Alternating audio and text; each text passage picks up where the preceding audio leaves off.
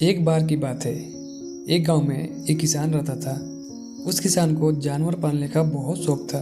उसके पास पहले से ही बहुत सारी भैंसें थी जिनका दूध बेचकर वो अपना घर चलाया करता था। तो एक दिन उस किसान ने एक खरगोश और एक बंदर को भी अपने घर में पाल लिया। अब काफ़ी दिन गुजरने के बाद उस किसान ने खरगोश और बंदर के साथ खेलने को सोचा। उस किसान ने अपने खेत में बहुत सारे छोटे छोटे गड्ढे कर दिए और फिर उन गड्ढों पर मिट्टी डालकर उन गड्ढों को बंद कर दिया।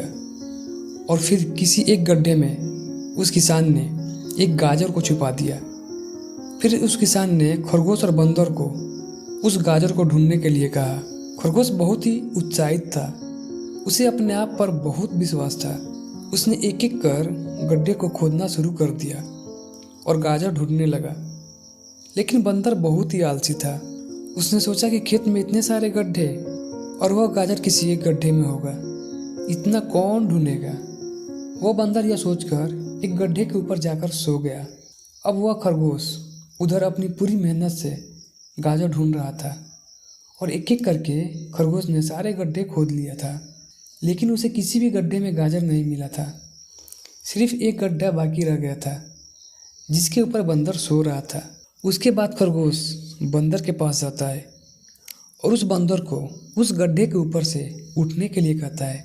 जैसे ही बंदर उस गड्ढे के ऊपर से हटता है तो खरगोश उस गड्ढे को भी खोदकर गाजर बाहर निकाल लेता है और वो अपने मालिक को ले जाकर दे देता है।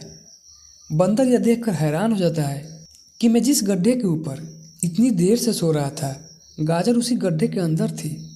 अगर एक बार भी गड्ढे को खोद कर देख लेता तो गाजर मुझे मिल जाती और मैं मालिक के नज़रों में बड़ा बन जाता। यही सोचकर बंदर अपने किए पर पछता रहा था। तो दोस्तों, इस कहानी से हमें पहली सीख यह मिलती है कि कभी भी अपने काम के प्रति निगेटिव नहीं सोचना चाहिए।